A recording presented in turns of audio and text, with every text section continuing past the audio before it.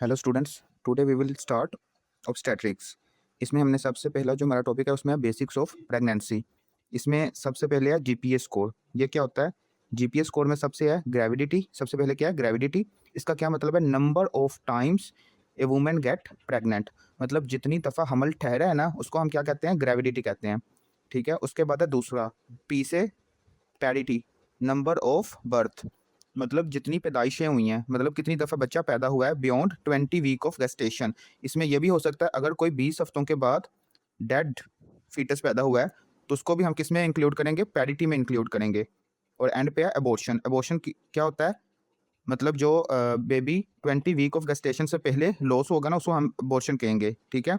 तो अगर फ़र्ज़ करें if a mother has 3 live child, अगर एक माँ है उसके 3 जिंदा बच्चे हैं, came with history of 2 baby died during delivery, मतलब जब डिलीवरी हो रही थी तो 2 बच्चे मर गए थे, तो इसका क्या जीपीए स्कोर क्या होगा? इसमें अबॉर्शन 0 है क्योंकि बच्चे कब मरे हैं? डिलीवरी के दौरान मरे हैं। ठीक है। तो 20 वीक ऑफ गेस्टेशन पे तो डिलीवरी नहीं होती ना। तो इसमें अब टोटल पैरिटी कितनी होगी? 5 पैरिटी होगी। ठीक है। 5 पैरिटी। और जब मदर आती है ऑब्स्टेट्रिक वाले डॉक्टर के पास तो वो प्रेग्नेंट होती है, तो ग्रेविडिटी क्या होगी? वो 6 टाइम प्रेग्नेंट हो गई है ना। 5 पैरिटी, 5 उसके बच्चे हो गए हैं और विद प्रेगनेंसी आई है ना, वो बच्चा प्रेगनेंसी के साथ आई है। तो number of time a woman get pregnant is called gravidity. तो ग्रेविडिटी क्या होगी? ग्रेविडिटी विल बी 6। पैरिटी कितनी होगी? ये 5 होगी। पी 5 और अबॉर्शन 0, ए 0। उसके बाद है सेकंड कौन सा स्कोर है? टपाल स्कोर। इसमें क्या होता है? T4 number of deliveries at term. Term कितना होता है? 37 वीक पे जो डिलीवरीज होंगी। और पी से क्या होगा? Number of pre term delivery जो 37 वीक से पहले होंगी। और A4 अबॉर्शन और L4 number of live birth. ठीक है। उसके बाद है नेक्स्ट गेस्टेशनल एज। ये हम कैसे निकालेंगे? सबसे पहले हमें पता होना चाहिए लास्ट मेंस्ट्रुअल पीरियड, मतलब जो लास्ट उसे मेंस्ट्रुअल पीरियड आया वो कब आया। तो अगर वो डेट बता देती है 24th मंथ और 2026, तो इसमें एक्सपेक्टेड डेट ऑफ डिलीवरी कैसे निकालेंगे? तो जो डे होगा ना, ये डे है, इसमें अगर हम 7 प्लस करें और ये जो मंथ है इसमें हम अगर 9 प्लस करें ना, तो जो डेट आएगी ना वो होगी एक्सपेक्टेड डेट ऑफ डिलीवरी। और गेस्टेशनल एज क्या होती है? Dates from last menstrual period, जो लास्ट मेंस्ट्रुअल पीरियड गया है उधर से लेके जो आज की तारीख है उतने दिन क्या होंगे? वो होगी गेस्टेशनल एज होगी। मतलब अगर तो 20 को उसका लास्ट मेंस्ट्रुअल पीरियड है तो आज क्या डेट है? आज है 30 है ना, 30 अप्रैल है, 4th मंथ है, तो 10 डेज की गेस्टेशनल एज है। ठीक है। और इसके अलावा भी गेस्टेशनल एज निकाल सकते हैं कैसे? फंडल हाइट से और फीटल हार्ट रेट से और अल्ट्रासोनोग्राफी। ठीक है। ये 3 ways to find gestational age. उसके बाद है डायग्नोसिस ऑफ प्रेगनेंसी। इसमें पहला है बीटा एचसीजी टेस्ट और दूसरा कौन सा है? अल्ट्रासोनोग्राफी। अब नेक्स्ट है stage of labour. First stage में क्या होता है? Onset of labour pain. Labour pain से लेके फुल डायलेशन ऑफ सर्विक्स। जब तक फुल डायलेशन नहीं हो जाएगी सर्विक्स की, ये कौन सी स्टेज होगी? स्टेज 1 होगी। और स्टेज 2 में क्या होगा? Delivery of foetus. और स्टेज 3 में डिलीवरी ऑफ प्लेसेंटल मेम्ब्रेन। और जो ये रिटेन प्रोडक्ट ऑफ कंट्रासेप्शन है ना, वो जितने मतलब रह गया वो क्या होगा? जब तक डिलीवर होगा वो किस में होगा? स्टेज 3 में होगा। ठीक है। अब जो स्टेज 1 है वो क्या है? Onset from labour pain to full dilation of cervix. इसमें क्या होता है? इसके अब आगे 2 फेज हैं, लेटेंट फेज और एक्टिव फेज। लेटेंट फेज में कितनी होगी? 3 सेंटीमीटर डायलेशन होगी। और एक्टिव फेज में कितनी होगी? 3 to 10 सेंटीमीटर तक डायलेशन होगी। ठीक है। अब इसमें जो प्रीमी ग्रेविटा है ना, जिसकी मतलब पहली दफ़ा प्रेगनेंसी हुई है, पहला बच्चा पैदा होना है, उसमें क्या होगा? 12 आवर्स का होगा ये पहली स्टेज। और जो मल्टीपैर है जिसके बहुत सारे बच्चे पहले पैदा हो चुके हैं, उसमें कितने आवर्स की होगा? 6 आवर्स की होगी ये फर्स्ट स्टेज। अब उसके बाद है स्टेज 2। स्टेज 2 में आगे हैं 2 फेज। कौन कौन सा? प्रोपल्सिव फेज और एक्सपल्सिव फेज। इसमें जो एक्सपल्सिव फेज होगा ना वो 2 और होगा किसमें? प्रीमी ग्रेविडा में। और मल्टीपैरा में कितना होगा? 30 मिनट का होगा। ठीक है। 30 मिनट का। और स्टेज 3 में ये दोनों में कितना होगा? 15 मिनट का होगा। ठीक है। ये फेज कितना होगा? 15 मिनट का होगा। अब इसके बाद है इंडिकेशन ऑफ लेबर। अब किन केसेस में हम खुद इंडक्शन करेंगे लेबर को? मतलब किन केसेस में हम चाहेंगे कि लेबर पेन स्टार्ट हो और ये स्टेजेस हों? तो उसमें सबसे पहले है प्री इक्लैम्सिया और नेक्स्ट क्या है? इक्लैम्सिया। प्री इक्लैम्सिया क्या होता है? Pre eclampsia hypertension plus proteinuria. ठीक है। जब किसी को हाइपरटेंशन होगा स्वेयर विद प्रोटीन यूरिया। और इसके बाद है इक्लम्सिया, प्री इक्लम्सिया प्लस सीजर्स को हम क्या कहेंगे, इक्लम्सिया कहेंगे। उसके बाद है मैटरनल मेडिकल कॉम्प्लिकेशंस। इसमें कौन कौन सी आएंगी, diabetes mellitus, chronic renal disease और कोलिस्टेसिस ऑफ प्रेगनेंसी। उसके बाद है एब्डप्शन ऑफ प्लेसेंटा। उसके बाद इंट्रायूटेराइन ग्रोथ रिटार्डेशन। उसके बाद क्या है, RH isoimmunization, premature rupture of membrane, intrauterine death of foetus और अलिगोहाइड्रोमिनोस और पॉलीहाइड्रोमिनोस। ठीक है, इन केसेस में हम क्या करेंगे, हम खुद करवाएंगे इंडक्शन ऑफ लेबर।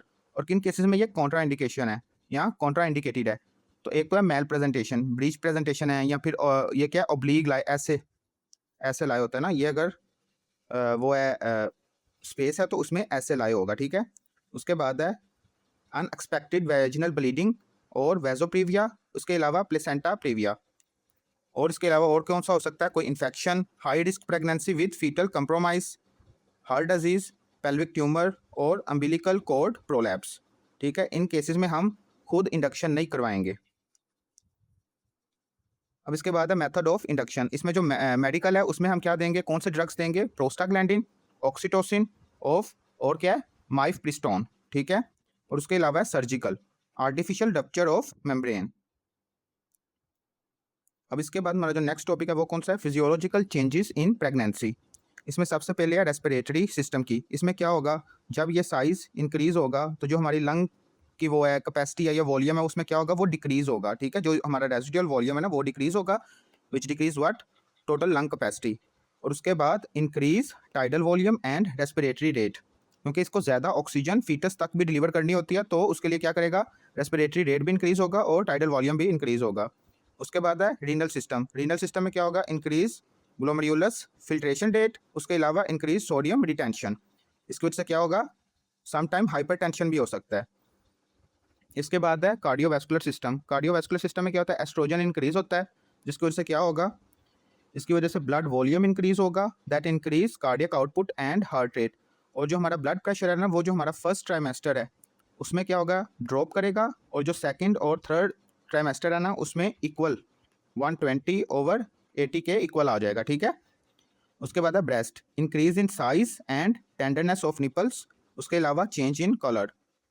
और जीआईटी सिस्टम में क्या होगा, प्रोगेस्टेरॉन जब हाई होगा उसकी वजह से क्या होगा, स्मूथ मसल्स रिलैक्सेशन, इनकी रिलैक्सेशन होगी, जिसकी वजह से क्या होगा, मोटेलिटी इंक्रीज होगी, तो डिक्रीज होगी। मोटेलिटी जब डिक्रीज होगी तो उसकी वजह से क्या होगा, एक तो ये होगा कि लोअर एसोफेजियल स्फिंक्टर है उसकी जो टोन है वो कम होगी, जो क्या करेगा, गर्ड के सिम्टम्स आते हैं, फीमेल्स में गर्ड के सिम्टम्स आएंगे प्रेगनेंसी के दौरान।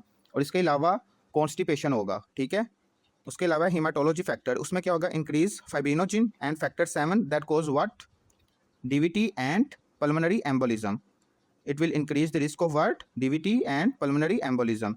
और जो हमारे हार्मोन्स हैं उनमें जो एस्ट्रोजन है, प्रोगेस्टेरॉन है, ये क्या करेंगे, इंक्रीज करेंगे, LH FSH डिक्रीज करेगा। उसके अलावा जो बाकी हैं, prolactin, oxytocin, human placental lactogen, ये सारे क्या करेंगे, इंक्रीज करेंगे। और एक है वो जो डिक्रीज करेगा, वो कौन सा है, LH एंड FSH। अब इसके बाद जो हमारा नेक्स्ट टॉपिक है वो कौन सा है, कॉम्प्लिकेशंस ऑफ प्रेगनेंसी। इसमें जो सबसे पहले है वो कौन सा है, गेस्टेशनल डायबिटीज़। इसमें हम क्या देखेंगे, इसमें जो हमारा शुगर लेवल है ना, बॉडी का शुगर लेवल जो होगा, high blood sugar level during pregnancy. Risk factor कौन कौन से हैं, मैक्रोसोमी। मैक्रोसोमी में क्या होता है, जो प्रीवियस बेबी है ना उसका अगर वेट 4 kg से ज़्यादा होगा तो उसको हम क्या कहेंगे, मैक्रोसोमी कहेंगे। उसके अलावा ओबेसिटी, फैमिली हिस्ट्री, मतलब ब्लड शुगर लेवल, अगर फैमिली में किसी को डायबिटीज़ मेलिटस है, पॉजिटिव फैमिली हिस्ट्री। और इसके अलावा इंसुलिन रेजिस्टेंस। और इसका ट्रीटमेंट क्या होगा, लाइफस्टाइल मॉडिफिकेशन प्लस इंसुलिन। अब इसके अलावा जो सेकंड है वो कौन सी है, हाइपर एमिसिस। इसमें क्या होता है, persistent vomiting that lead to weight loss and ketosis, increase ketones. ठीक है, विदाउट एनी नॉन कॉज। और इसकी डायग्नोसिस हम कैसे करेंगे, अल्ट्रासोनोग्राफी और इलेक्ट्रोलाइट प्रोफाइल। इलेक्ट्रोलाइट प्रोफाइल में हम क्या देखेंगे, हाइपोक्लीमिया एंड अमाइलेज लेवल। और इसका जो ट्रीटमेंट है वो क्या होगा, इसका जो ट्रीटमेंट है उसमें हम देंगे डॉक्सिलामाइन, इसके अलावा प्रीमेथाजीन और ओडेंस्टिरॉन। पहले हम देंगे डॉक्सिलामाइन, अगर इससे आराम नहीं आता तो मेटोक्लोप्रामाइड, अगर इससे भी आराम नहीं आता तो ओडेंस्टिरॉन। ठीक है, इसके अलावा स्पोर्टी में IV fluid plus nutritional support.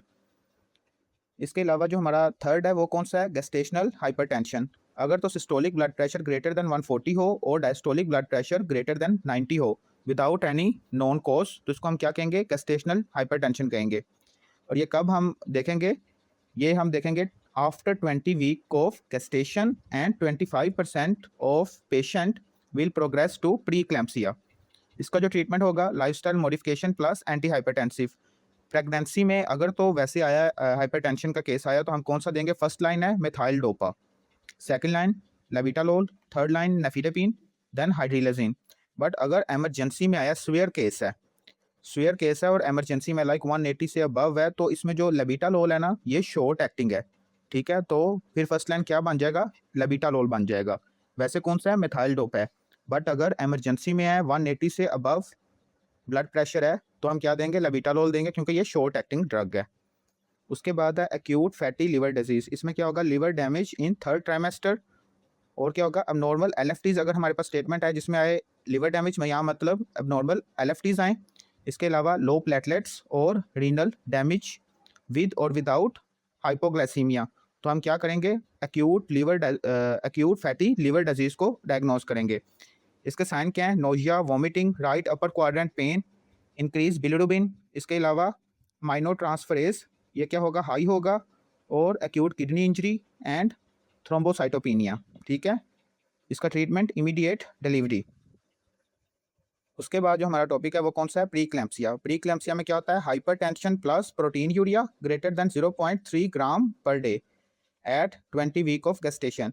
इसमें जो ब्लड प्रेशर है हमारा, जिसमें systolic blood pressure greater than 140 and diastolic greater than 90 होगा, उसके साथ साथ क्या होगा? प्रोटीन यूरिया होगा।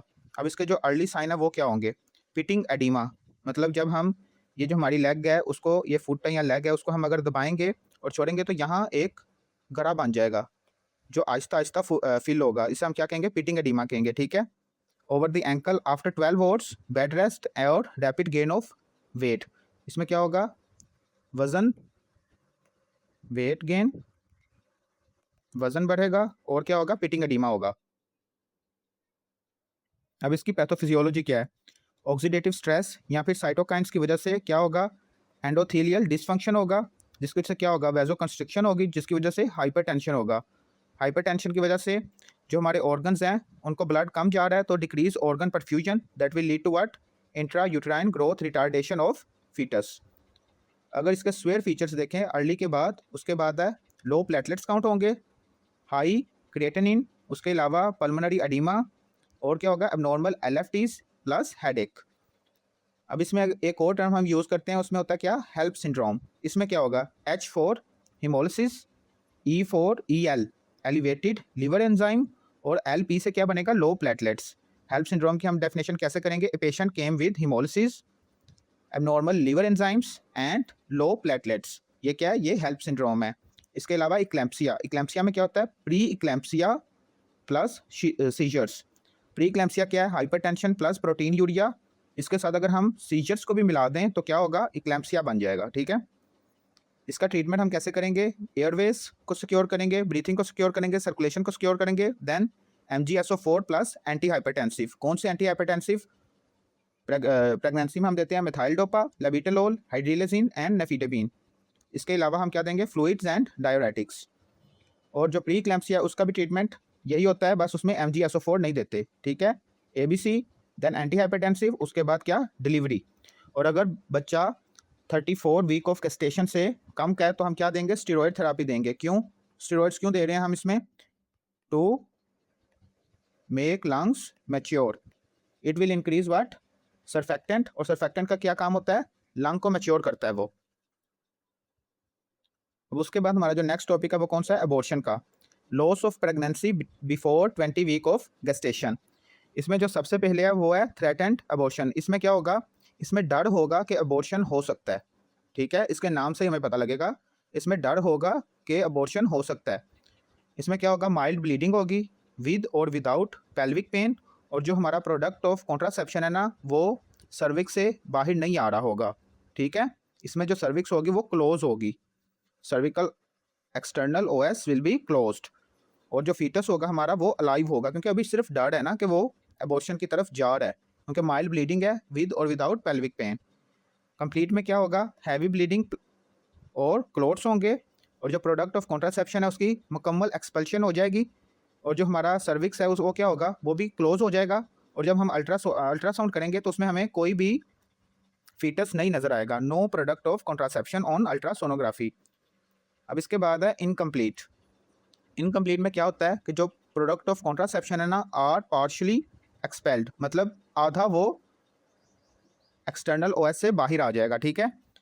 अल्ट्रासाउंड करेंगे तो क्या हमें नजर आएगा, हाफ तो भी अंदर ही है ना, तो हाफ प्रोडक्ट ऑफ कॉन्ट्रासेप्शन हमें नजर आएगा, हाफ बाहर आ जाएगा। और इसका ट्रीटमेंट क्या होगा, इसका ट्रीटमेंट होगा manual uterine aspiration, dilation and curettage और माइजोप्रोस्टोल, ठीक है। ये इसका ट्रीटमेंट है that will lead to what, delivery और मेडिकल एबॉर्शन, ठीक है, इंड्यूस्ड एबॉर्शन। अब उसके बाद है मिस्ट। मिस्ट में क्या होता है, जो हमारा फीटस है ना वो डेड हो जाता है माँ के पेट में ही। तो क्या होगा, एसिम्प्टोमेटिक होगा, एक तो ये नो ब्लीडिंग, सर्विक्स क्या होगी, क्लोज होगी। अल्ट्रासोनोग्राफी में हमें प्रोडक्ट ऑफ कॉन्ट्रासेप्शन तो नजर आएगा बट वो डेड होगा, retain but dead product of contraception, ठीक है। इसके बाद है आखिरी है जो हमारा, वो कौन सा है, इनएविटेबल। इसमें क्या होगा, इसमें हैवी ब्लीडिंग होगी विथ क्लोट्स और no product of contraception expulsion, मतलब वो अंदर ही होगा बट ये अबॉर्शन हो के ही रहेगा। इनएविटेबल मतलब हो के रहेगा, इसको हम जैसे भी कंट्रोल कर लें, इसका कोई ट्रीटमेंट नहीं है, ये अबॉर्शन हो के ही रहता है बिकॉज इसमें हैवी ब्लीडिंग होती है और क्लोट्स आते हैं, ठीक है, विद पेन, स्वेयर पेन, ठीक है। इसमें जो सर्विक्स होगा वो क्या होगा, ओपन होगा, और अल्ट्रासोनोग्राफी में हमें प्रोडक्ट ऑफ कंट्रासेप्शन नजर आएगा। ये क्यों होके रहता है, क्योंकि इसमें जो मेम्ब्रेन है उसका रप्चर हो जाता है, ठीक है, रप्चर ऑफ मेम्ब्रेन। उसके बाद नेक्स्ट जो हमारी कॉम्प्लिकेशन है वो कौन सी है, antepartum haemorrhage, bleeding that occur before 20 week of gestation. इसकी अब आगे 3 टाइप्स है। एक है प्लेसेंटा प्रीविया। इसमें क्या होता है, जो हमारा प्लेसेंटा है ना वो किसी और जगह पे अटैच हो जाता है, मतलब नॉर्मल जगह पे अटैच नहीं होता, किसी और जगह पे अटैच हो जाता है। बाज़ औक़ात वो इंटरनल ओएस के सामने अटैच हो जाता है, एबनॉर्मल प्लेसेंटल लोकेशन, ठीक है। इसके रिस्क फैक्टर कौन कौन से हैं, prior C section, placenta previa, मतलब अगर कोई हिस्ट्री में किसी को हुआ है प्लेसेंटा प्रीविया या फिर प्रायर सी सेक्शन हुआ है उसका, मल्टीपैरिटी और age, advance age uterine anomaly, ये इसका क्या है, रिस्क फैक्टर हैं। इसके अलावा इसके साइंस क्या है, इसमें क्या होगी, पेनलेस वेजिनल ब्लीडिंग। अगर हम इसको एब्रप्टो प्लेसेंटा के साथ कंपेयर करें तो इसमें क्या होती है, पेनफुल वेजिनल ब्लीडिंग होगी, ठीक है। और इसमें क्या होगा, इसमें जो होगा pre mature separation of placenta. ये जो हमारा प्लेसेंटा ना ये वाल के साथ अटैच होता है, बट अगर ये 20 वीक ऑफ गेस्टेशन से पहले ही सेपरेट हो जाए तो ये क्या होगा, एब्रप्टो प्लेसेंटा बन जाएगा, ठीक है। इसके risk factor, multiple pregnancy, trauma, pre eclampsia, hypertension is the main risk factor for abruptio placenta. इसके अलावा स्मोकिंग, और इसमें जो साइन है पेनफुल वेजिनल ब्लीडिंग, इसके अलावा यूट्राइन कॉन्ट्रैक्शन एंड टेंडरनेस, और इसके अलावा इसमें क्या होगा, फीटल डिस्ट्रेस होगा। हालांकि इसमें क्या फीटल डिस्ट्रेस नहीं होगा, इस वजह से हम इसमें क्या होगा, हम इसमें क्या करेंगे, कंटिन्यू प्रेगनेंसी, क्योंकि इसमें जो फीटस है वो ठीक है बट इसमें फीटस ठीक नहीं है, तो हम क्या करेंगे, स्टेबलाइज द पेशेंट, उसके बाद फ़ौरन हम क्या करेंगे, डिलीवरी करेंगे, नॉर्मल या फिर सी सेक्शन, ठीक है। और उसके बाद एक टर्म है वैजा प्रीविया। इसमें क्या होता है, जो हमारी ये अम्बिलिकल कॉर्ड है ना इसकी पोजीशन अब नॉर्मल होती है, ठीक है। अगर ये इसकी जो वाल है किसी वजह से रप्चर कर जाए तो ये कॉज करेंगे क्या, ब्लीडिंग को, painless bleeding at rupture of membrane. और उसके बाद जब ये ब्लड फीटिस को कम सप्लाई होगा तो क्या करेगा, फीटल ब्रैडिकार्डिया। इसका जो होगा डायग्नोसिस वो क्या होगा, ट्रांसवेजिनल अल्ट्रासाउंड, और ट्रीटमेंट क्या होगा, सी सेक्शन, ठीक है। इसके बाद नेक्स्ट हमारा जो टॉपिक है वो कौन सा है, एक्टोपिक प्रेगनेंसी। इसमें क्या होता है, product of contraception outside the uterine cavity. Normally कहाँ होता है ये प्रोडक्ट ऑफ कॉन्ट्रासेप्शन, यूटेरस में होता है ना, बट इसमें क्या होगा, इसमें या फिर फैलोपियन ट्यूब या फिर बाहर कहीं भी हो सकता है, ठीक है, बट 95% कहाँ होता है, फैलोपियन ट्यूब में होता है, product of contraception outside the uterine cavity, ठीक है। इसके साइन क्या होंगे, इसके ट्राइएड बनता है, एक है abdominal pain, vaginal bleeding plus amenorrhoea, ठीक है, vaginal bleeding plus amenorrhoea plus lower abdominal pain, ये किसका ट्राइएड है, एक्टोपिक प्रेगनेंसी का। एटियोलॉजीज में prior ectopic pregnancy, pelvic inflammatory disease, और क्या होगा, ट्यूबल सर्जरी। और इसका हम डायग्नोसिस कैसे करेंगे, एक हमें अगर तो abdominal pain plus positive pregnancy test होगा तो हमारे जहन में किसका डायग्नोसिस आएगा, एक्टोपिक प्रेगनेंसी आएगी ना जहन में, या फिर जो इसके अगर तो राइट साइड पे हो रहा है, राइट इलियक फोसा में पेन होती है, तो हम इसमें क्या कर सकते हैं, अपेंडिसाइटिस को भी डिफरेंशियल डायग्नोसिस के तौर पे देख सकते हैं।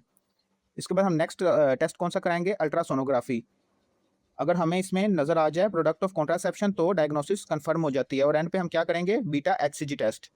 इट विल बी, लेवल इसका कितना होगा, डिक्रीज होगा, लेस देन 3500 ml, ठीक है। और इसका ट्रीटमेंट क्या होगा, मेथोट्रेक्सेट देंगे। अगर तो मेडिकल करेंगे तो क्या होगा, मेथोट्रेक्सेट। अगर इससे आराम नहीं आ रहा तो सेल्पिंजोस्टोमी या फिर सेल्पिंजेक्टोमी, ठीक है। सेल्पिंजोस्टोमी क्या होता है, रिपेयर ऑफ फैलोपियन ट्यूब। और सेल्पिंजेक्टोमी में क्या होता है, रिमूव कर देते हैं ये ट्यूब को। तो रिमूव किस केस में करेंगे, अगर तो सेकंड ट्यूब ठीक है तो मतलब हम क्या करेंगे, रिमूव कर देंगे। बट अगर सेकंड ट्यूब भी ख़राब है और हमें डर है कि नेक्स्ट प्रेगनेंसी होगी कि नहीं होगी, तो हम कोशिश करेंगे कि इसे रिपेयर करें। अब उसके बाद जो हमारा लास्ट टॉपिक है ऑब्स्टेट्रिक्स का, उसमें क्या है, postpartum haemorrhage. Loss of 1000 ml of blood in the first 24 hours after C section और वेजिनल डिलीवरी। मतलब अगर डिलीवरी के बाद 24 घंटों में ब्लड लॉस होता है ग्रेटर देन 1000 ml, तो क्या होगा, ये पोस्टपार्टम हेमरेज का केस होगा, ठीक है। इसके अब 3 कॉजेज हैं। एक तो है uterine atony, genital tract trauma और retained product of contraception. Atony में मतलब क्या होगा, यूटेराइन ओवर डिस्टेंशन। किस वजह से ये ओवर डिस्टेंशन हो सकती है, एक तो है मल्टीपल प्रेगनेंसीज की वजह से, मल्टीपैरिटी। और दूसरा क्या है, मैक्रोसोमी, जो बेबी है उसका हेड साइज ज़्यादा है या फिर जो उसका वेट है वो 4 kg से ज़्यादा है। डायग्नोसिस इसका कैसे बनाएंगे, enlarge boggy uterus with palpable mass. और इसका जो ट्रीटमेंट है वो क्या है, यूट्राइन मसाज, उसके बाद IV ऑक्सीटोसिन, देन एर्गोमेट्रिन, कोर्बोप्रोस्ट। अगर इससे भी आराम नहीं आ रहा तो एंड पे क्या है, सर्जरी। अब उसके बाद जो नेक्स्ट कोज है वो कौन सा है, जेनिटल ट्रैक्ट ट्रॉमा। इसमें क्या होगा, इसमें क्या होगा कि ये जो हमारा एक्सटर्नल OS है ना, उसको ये डैमेज करेगा। डैमेज किस वजह से कर सकता है, ट्रॉमा किस वजह से हो सकता है, एक तो ऑपरेशन के केस में किसी इंस्ट्रूमेंट की वजह से ट्रॉमा हो सकता है। दूसरा क्या है, मैक्रोसोमी, हेड साइज या फिर जो उसका वेट है वो 4 kg से ज़्यादा है, उस वजह से क्या हो सकता है, ट्रॉमा हो सकता है। और अगर तो ये जो हमारा कट है या जो ज़ख्म है वो 2 सेंटीमीटर से ज़्यादा है, तो हम क्या करेंगे, surgical closure of that trauma, ठीक है। और उसके बाद जो हमारी लास्ट कोज है वो कौन सा है, retained product of contraception. Retained product of contraception, इसकी डायग्नोसिस हम कैसे करेंगे, विजुअल या फिर ट्रांसवेजिनल अल्ट्रासाउंड। और इसका ट्रीटमेंट क्या है, मैनुअल या फिर surgical removal of retained product of contraception. सबसे पहले तो हम यही करेंगे, मसाज करेंगे, may be it will B expelled outside. अगर इससे नहीं आता तो ऑक्सीटोसिन, अगर इससे भी नहीं आता तो मैनुअल या फिर सर्जिकल। ये हो गया हमारा